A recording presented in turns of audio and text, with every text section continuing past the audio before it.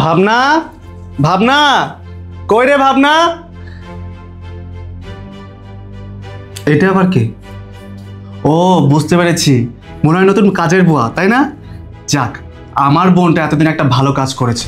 ওর শাশুড়িটা অসুস্থ, বাসায় এত কাজ করতে গিয়ে ওর শাশুড়ি খেয়াল রাখতে পারে না, সেবা যত্ন করতে পারে না।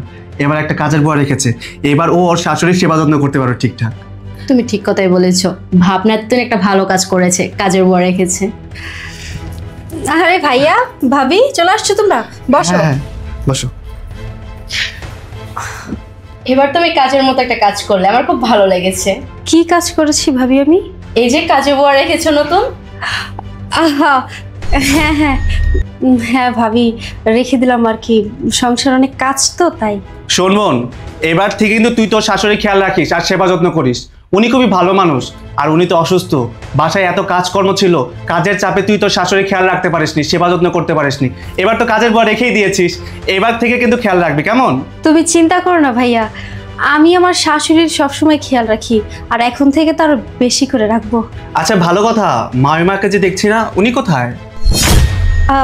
ভাইয়া আমার শাশুড়ি না 2 দিন ধরে একটু বেশি অসুস্থ হয়ে পড়ছে, সেজন্য কিছুক্ষণ আগেই ওনাকে খাওয়া দাওয়া করালাম, ওষুধ খাওয়ালাম, তারপরে 1 কাপ গরম চা বানিয়ে দিলাম, উনি খেয়ে এখন ঘুমাচ্ছে।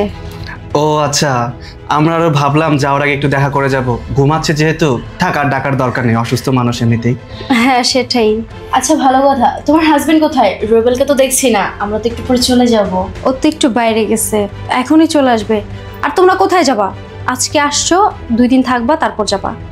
আরে না না না, থাকতে পারবো না, আসলে মামিমা অসুস্থ তো, তাই মামিমারে দেখতে আসছিলাম। হয়েছে কি দেখ, ভাবছিলাম তোদের বাসার নিচে থেকে কিছু নিয়ে আসবো, এখানে এসে দেখি যে দোকানটা বন্ধ।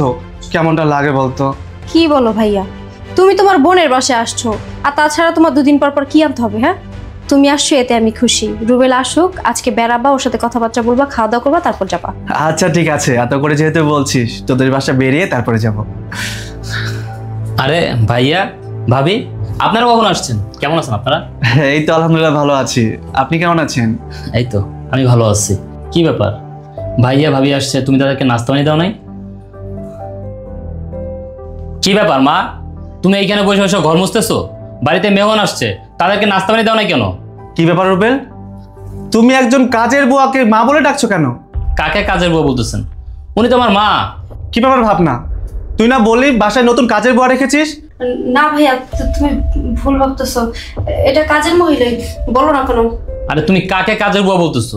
উনি তো আমার মা, তুমি তোমার মাকেই কাজের বুয়া বানায় রাখছো। দাঁড়ান মামিমা, এদিকে আসুন। কি ব্যাপার মামিমা, আপনি অসুস্থ মানুষ, আপনি কেন বাড়ির কাজ করছেন?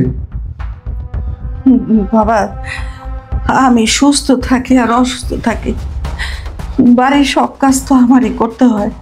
কি, আপনি অসুস্থ মানুষ, বৃদ্ধ মানুষ হয়ে বাড়ির সমস্ত কাজ করেন?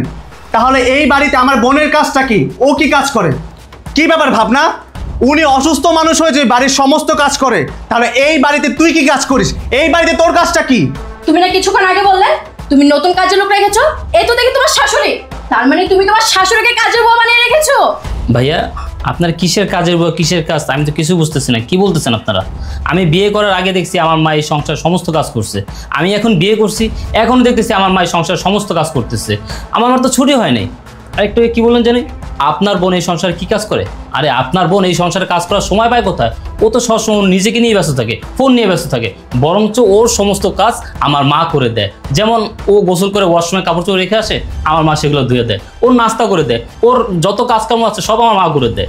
আসলে আমি বুঝতেছি না, তুমি কি বলছো কাজের বউয়ের কথা? এই, তুই আমার বোন, তোকে আমি এই শিক্ষা দিয়ে এই বাড়িতে পাঠিয়েছিলাম। যখনই আমি তোর কাছে তোর শাশুড়ির কথা জিজ্ঞেস করতাম, তুই বলতি তুই তোর শাশুড়িকে অনেক ভালোবাসিস, অনেক সেবা করিস। এই তোর সেবা? এই একটু আগে আমার কি বললি? তুই তোর শাশুড়িকে নাস্তা করিয়ে, ওষুধ খাইয়ে, গরম গরম চা খাইয়ে, তাকে ঘুম পাড়িয়ে দিয়ে তারপর এখানে আসছিস। এই এই তোর সেবা? শোন, এই মানুষটা যদি এই বয়সে এই বাড়ির সমস্ত কাজ তার করতে হয়, তাহলে এই বাড়িতে তোর কাজটা কি? এই বাড়িতে তোর প্রয়োজনটা কি? ভাইয়া চুপ, একদম চুপ, বেয়াদব কোথাকার। তুই আর একটাও কথা বলবি না। 90 টাকা কেজি চালের ভাত খাওয়ায়া তোকে এই সংসারে রেখে লাভটা কি? যদি এই বয়সে এসে এই মানুষটা সংসারে সমস্ত কাজ করতে হয়, তাহলে এই সংসারে তোর প্রয়োজনটা কি? ফাজিল কোথাকার। আর রুবেল, ও তো পরে মেয়ে, ওর কথা নয় বাদ দিলাম, ইনি তো তোমার মা। আরে উনি তোমাকে 10 মাস 10 দিন গর্ভে ধারণ করেছেন। তুমি কিভাবে পারলে বলো তো? তোমার বউ তোমার মাকে দিয়ে বাড়ির সমস্ত কাজ করায়, আর তুমি সেটা মেনে নিচ্ছ? আমার মা আমার বাবা আমাকে ওই শিক্ষা দেয় নাই যে সংসার অশান্তি করব। আমি যদি আপনার বোনের নামে আপনার কাছে বিচার দিতাম, আপনিও বিশ্বাস করতেন না। আপনি বলতেন যে আপনার বোনকে এরকম শিক্ষা দিয়ে শ্বশুরবাড়িতে পাঠান না। আসলে শ্বশুরবাড়ির অনেক দোষ, শ্বশুরের দোষ, শাশুড়ির দোষ, স্বামীর দোষ, সবার দোষ। ছি ভাবনা ছি, তুমি এত জঘন্য! তুমি তোমার এই বৃদ্ধ শাশুড়িকে দিয়ে সংসারের সমস্ত কাজ করাচ্ছ। আরে ভাবনা, আমিও তো তোমাদের বাড়ির বউ। কই, আমি তো তোমার মা বাবাকে দিয়ে সংসারের কাজ করে না? আচ্ছা, আজকে আমি যদি তোমার মাকে দিয়ে যদি সংসারের কাজ করাতাম, তোমার কেমন লাগতো? নিশ্চয় ভালো লাগতো না? আর তোমাদের মতো কিছু মেয়েদের সমস্যা কি জানো? তোমরা শাশুড়িকে না মা ভাবতে পারো না। থাক মা। বাবা, আসলে কি আমার ভাগ্যে এই সুখ নাই। এই সংসারে বিয়ে হয়ে আসার পরের থেকেই সম্পূর্ণ দায়িত্বই আমার উপরে ছিল। সংসারের সকল কাজ আমি নিজেই করতাম। এই যে রুবেল, ও যখন অনেক ছোট, তখন ওর বাবা মারা গেল। আমি জীবনের সাথে যুদ্ধ করে ওরে বড় করলাম। অনেক স্বপ্ন নিয়ে ওরে বড় করছিলাম, ও একদিন অনেক বড় হইব। তারপর ওরে বিয়ে করাইলাম। বিয়ে করানোর পরে চিন্তা করলাম, এখন ছেলের বউ আসছে, আমার তো এখন সংসার থেকে ছুটি নেওয়ার পালা। কিন্তু না, আমার ছেলের বউ আসার পরের থেকে আমারে সেবা করব কি? উল্টা তার সেবাই আবার করতে হয়। কিন্তু বাবা, আমি এখন এইসব দিয়া ভাবি না। আমার তো বয়স হয়ে গেছে, যতদিন আমি করতে পারি করতে থাকি। তারপর যখন আর পারবো না, তখন তো একসময় বাদ দিতেই হইব, তাই না? এই শোন, তুই যা করেছিস তার কোনো ক্ষমা নেই। এই সংসারে থাকার কোনো অধিকার তোর নেই। যা, কাপড় চোপড় গুছিয়ে নিয়ে আয়, আমি তোকে নিয়ে চলে যাব। তুমি এগুলো কি বলতেছো ভাইয়া? আমি কোথায় যাব? এটা আমার সংসার, আমি আমার সংসার ছেড়ে কোথাও যাব না। তোর এই সংসারে থাকার কোনো অধিকার নেই। এই, তুই কোনটাকে সংসার বলতেছিস? তুই তো এই সংসারটাকে জাহান্নামে পরিণত করে ফেলেছিস। ভাইয়া, আমার ভুল হয়ে গেছে, আমারে মাফ করে দাও। আমি ভাবছিলাম তুই একটা বেয়াদব, এখন দেখতেছিস তুই একটা বলদ। এই, তুই কি আমার সাথে অন্যায় করেছিস যে তুই আমার কাছে মাপ চাইছিস? তুই অন্যায় করেছিস তোর শাশুড়ির কাছে, তুই ক্ষমা চাইবি।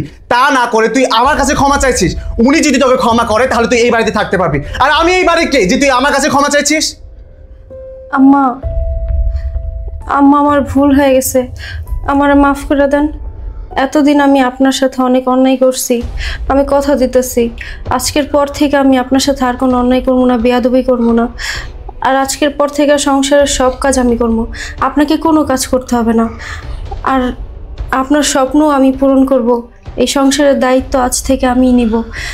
আপনি শুধু খাওয়া দাওয়া করবেন, নামাজ কালাম করবেন, আমি আপনার সেবা যত্নও করবো। আম্মা, তুমি আমার কাছে মাপ চাইও না। আরে, তোমারে যখন বিয়ে করায় নিয়ে আসছে এই বাড়িতে, তখন আমি তো তোমারে আমার ছেলের বউ হিসাবে মানি নাই। আমি জানতাম যে তুমি আমার মেয়ে, আমি তোমারে সবসময় আমার মেয়ের মতোই দেখছি। আরে মা, একটা শাশুড়ি যখন তার ছেলের বিয়ে করায় নিয়ে আসে, তখন তার কাছ থেকে কি আশা করে জানো? একটু ভালোবাসা, একটু খোঁজ খবর নেওয়া। এই বয়সে তো আমরা টাকা পয়সা ধন সম্পদ দিয়ে কিছু করব না। প্রত্যেকটা মাই চায় তার ছেলের বউ তার খোঁজ নেক, তার একটু আদর যত্ন করুক, একটু ভালোবাসুক। এই চলো চলে যাই।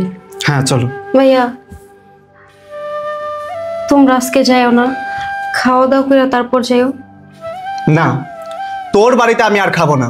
তোর বাড়িতে আমি ওই দিনই খাবো যেদিন আমি নিজের চোখে এসে দেখবো যে তুই বাড়ির সমস্ত কাজ করিস, তোর শাশুড়িকে নিজের মায়ের মতো ভালোবাসিস, তার সেবা যত্ন করিস। ওই দিন তুই নিজের হাতে রান্না করবি, তারপরে এসে খেয়ে যাবো। এই চলো। চলো।